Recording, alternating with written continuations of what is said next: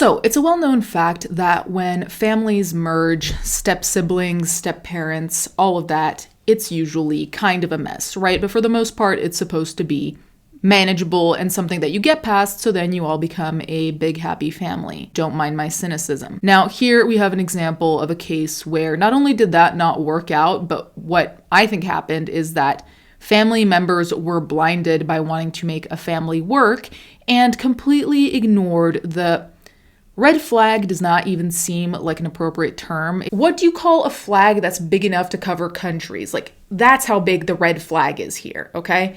And we're just going to talk about it, but this case, I've been seeing it pop up here and there. Now there's a little bit more information, so we can talk about it without just being like, I wonder what's going on. There are so many failures in here, and I think that's one of the things that's most frustrating, aside from the obvious tragedy we're going to discuss, is when you see plenty of warning signs that were just not picked up on. Obvious warning signs, I might add. So just as a preface, this story is chopped up into pieces on the internet in the sense of there's not just one all-encompassing article, so everything will be linked down below so you can refer to it. Inside Anna Kepner's startling death on a cruise ship and the FBI's active murder investigation. Anna Kepner was found dead on the Carnival Horizon on November 7th. What was supposed to be a new tradition ended in tragedy for one blended family after 18-year-old Anna Kepner was found dead aboard a Carnival cruise ship. The body of the Florida teen, who was a cheerleader and aspiring canine officer, was discovered by housekeeping staff on November 7th. Her death was ruled a homicide over 2 weeks later. At just 18 years old, she filled the world with laughter, love, and light that reached everyone around her, her obituary read. Her family takes comfort in knowing she's now in heaven, laughing, being the center of attention, and enjoying fries with ranch just as she loved here on Earth. Because the death occurred on international waters, the Federal Bureau of Investigation is handling the investigation. Though officers have named no official suspects or persons of interest in Anna's death, documents in an unrelated court case suggest that her 16-year-old stepbrother may have been involved. Here's a timeline of Anna Kepner's death and the FBI's ongoing murder investigation. So I figured this is the easiest way to go through this, is I'm going to give you a timeline and then we'll refer to other articles that add additional information to this basic timeline. So I'll give you the skeleton, then we'll throw on the skin. November 2nd, 2025, Anna Kepner leaves on the Carnival Horizon with her family. On November 2nd, Anna boarded the Carnival Horizon for a voyage from Miami to the Caribbean with family. She was accompanied by her father, stepmother, 2 siblings, 2 step-siblings, and grandparents. Anna's grandmother, Barbara Kepner, told ABC News on November 24th that the family booked 3 staterooms on the ship, and the 3 teenagers, including Anna, agreed to stay in one together. But we had a larger room, and we made it very clear that at any time, if they weren't getting along and they didn't want to be together, we had an extra bed in our room that they could come to, she said. I already had little alarm bells going off in my head because, listen, teenagers in a room, I already think usually is kind of bad news, even if they're on good terms, because I feel like they're going to get up to some shit, mainly because I've been a teenager, so I know what happens. But more than anything, teenagers that are step siblings that are of different genders, if I were a teen girl who had 2 stepbrothers or even 2 brothers, I wouldn't want to share a room with them, even sisters, honestly, but it's different, right? And I'm not trying to make it weird about gender, but it's just at a certain age, you do need your own privacy. And so I understand why they wanted them to room together, because they didn't want to get separate rooms for everyone. Understandably, that's why they got those staterooms, I think it was. But at the same time, I do think that's a thing worth noting, because most people, based on the comments I've seen also, and you guys can let me know if I'm incorrect, most people probably would not put a teen girl with her stepbrothers in a room.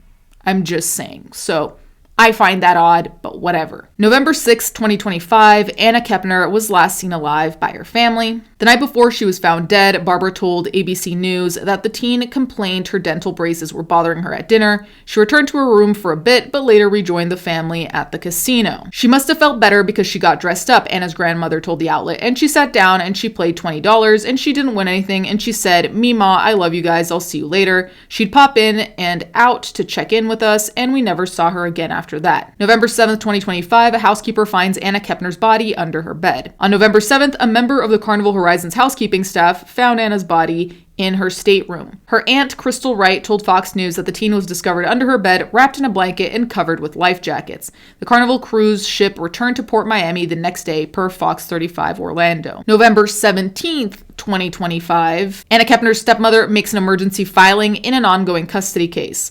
Additional information about the investigation surfaced in filings from an unrelated custody dispute between Anna's stepmother, Chantal Hudson, and her ex-husband, Thomas Hudson. He submitted an emergency motion for temporary relief from the case, citing that the former couple's 16-year-old child is now a suspect in the death of the stepchild during the cruise, per documents obtained by People. Thomas's filing also alleged that his ex-wife put the child's future in jeopardy. Chantal responded to the motion on November 17th and invoked her Fifth Amendment right not to testify at an upcoming divorce hearing because her testimony could be prejudicial to her or her adolescent child in this pending criminal investigation. So, based on just this information, clearly things were not going swimmingly, and granted, there's plenty of difficulty everywhere. That doesn't have to result in murder, but it does seem, and as we keep going with this, I think you might see it as well, it does seem like there are a lot of places where you could have stopped and paused, and I'm not saying everything is a warning sign, but maybe just considered that certain difficulties don't have to be there in the first place, and certain difficulties can be circumvented instead of just kind of like bulldozed over, right? Like you ignore it and you just keep going and whatever, as opposed to addressing it and saying, okay, maybe let's deal with this. So it just seemed like there were a lot of things up in the air that weren't really being dealt with. That is just my opinion. November 19th, 2025, Anna Kepner's 16-year-old stepbrother is reported as a possible suspect in her death.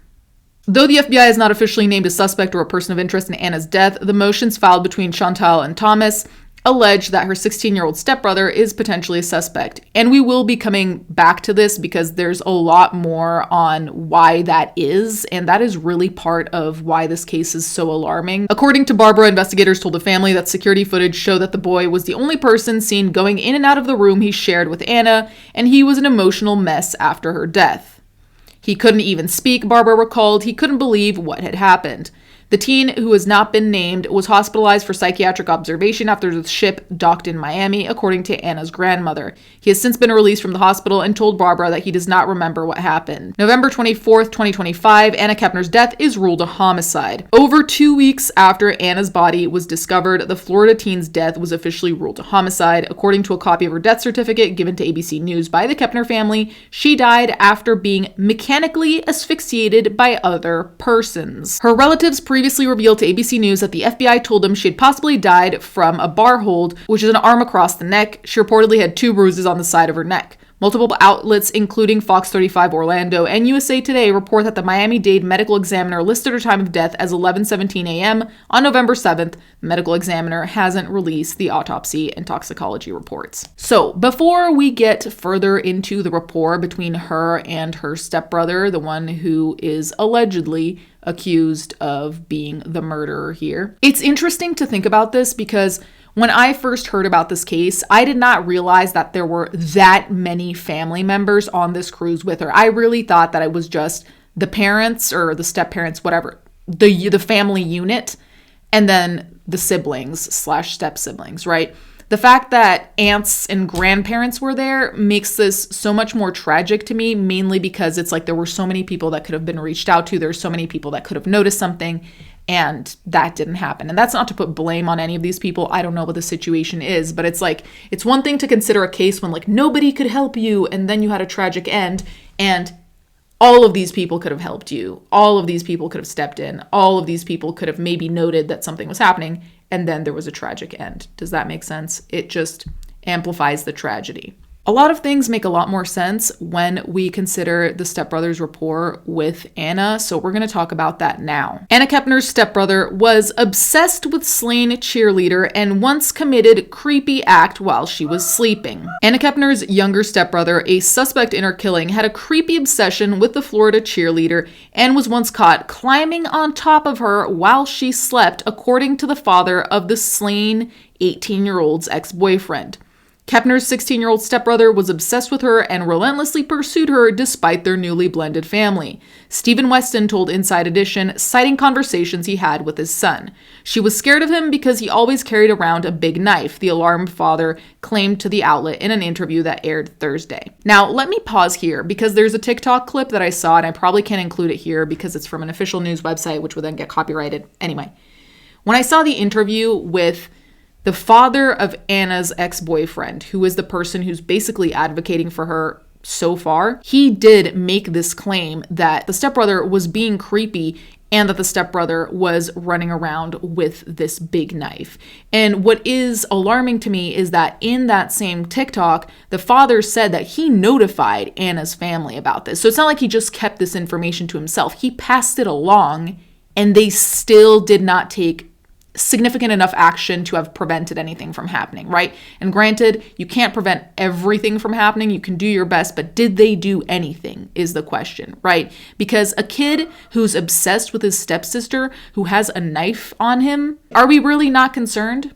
Do we really not see the issue? Aside from the fact that even if you weren't obsessed with her, why the fuck is he going around with some big knife? Like, for what? Like, all of this is bizarre, and I think that that's what makes this case particularly concerning, is that so many of these pieces don't really add up. You kind of start wondering, what is this family context? Because in no household I can imagine is someone walking around with a knife all the time normal. In no family context I can imagine is this rapport completely unnoticeable to anyone else. So nobody else noticed that the stepbrother was obsessed with Anna.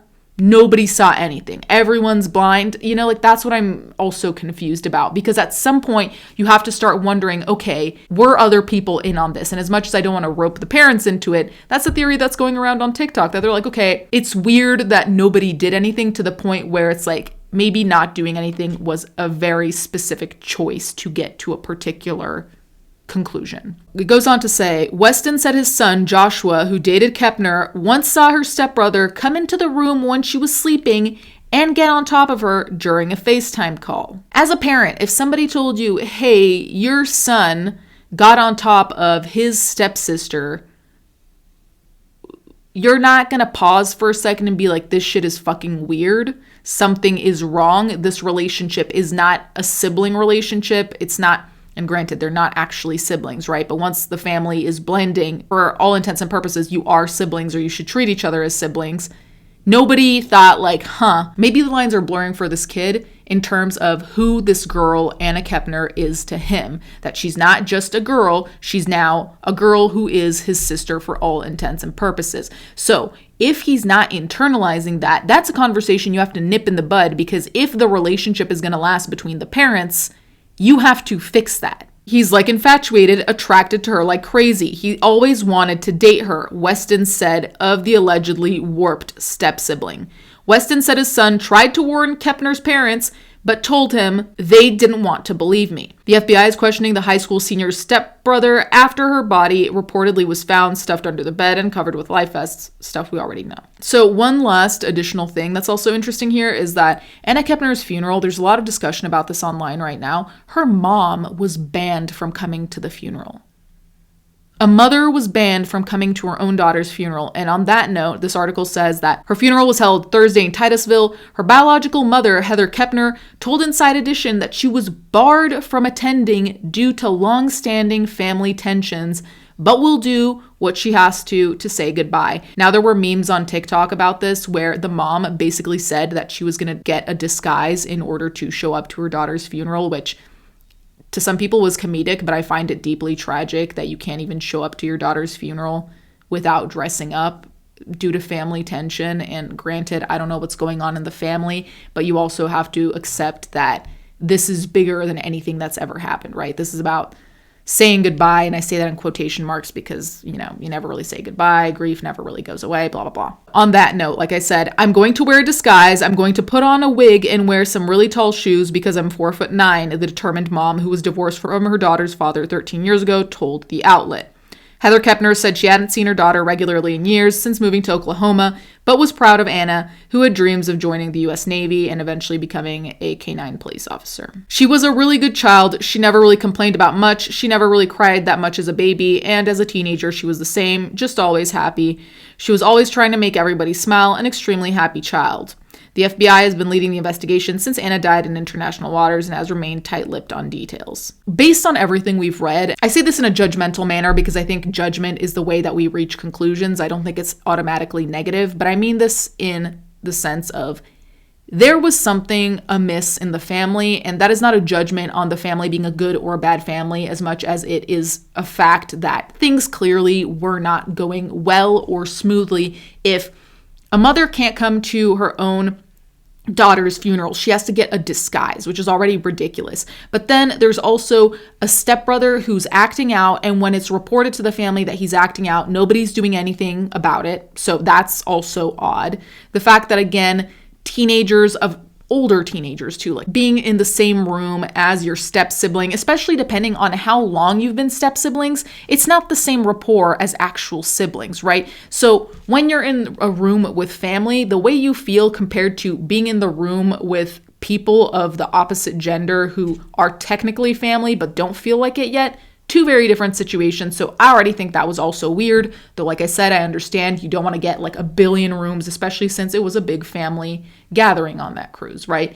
But when we consider all of these things put together, they really did not protect her.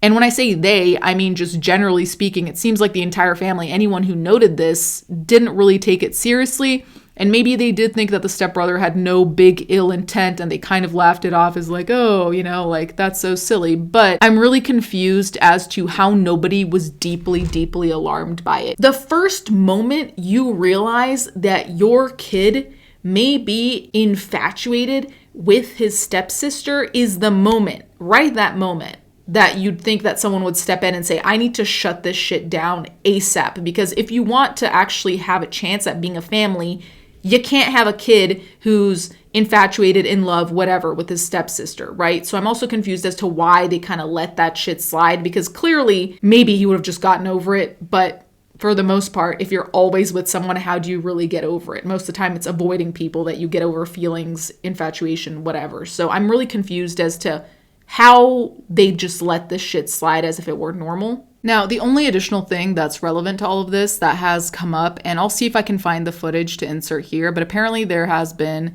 leaked or released, I guess, surveillance footage from the ship showing the stepbrother kind of chasing Anna, or Anna running away from said stepbrother around the time when the murder happened, obviously. And again, what you have to wonder is how hidden all of this was from the family. Like, is this just happening on the cruise ship, or are similar things happening at home where he's chasing her down when he goes to lie on top of her while she's on FaceTime with her boyfriend? Like, all of these things, you have to wonder how much of this was a one-off, because it's also hard for me to imagine that he premeditated everything, being like, yes, we're going to go on a ship, I'm going to catch her alone, and then I'm going to do all these other things, and nobody's going to it's hard for me to imagine that that's the case. And so I'm kind of also wondering if he relied on his family not doing anything about it to kind of get away with it, right? Because if your family isn't reacting and they're letting you get away with a lot of behavior that even is fucky, then what's stopping you from taking it to the next level, right? And this is why consequence matters in the immediate, because if there is no consequence in the immediate, the ball really will keep rolling in a way that is scary, right? And that will end potentially, like here, in tragedy. You guys can let me know what you think in the comments down below. Let me know if you think the parents are involved, because the more I read about this and the more I see videos about it, I don't really want to believe that that's the case, but it's also hard for me to believe that nobody saw anything at all whatsoever, especially the parents who share a household with these children, right? The uncles, the grandparents, that's a different story, but the parents, hard to believe. Anyway, thank you guys so much for watching. Thank you to my patrons as always, and I'll catch you guys next time.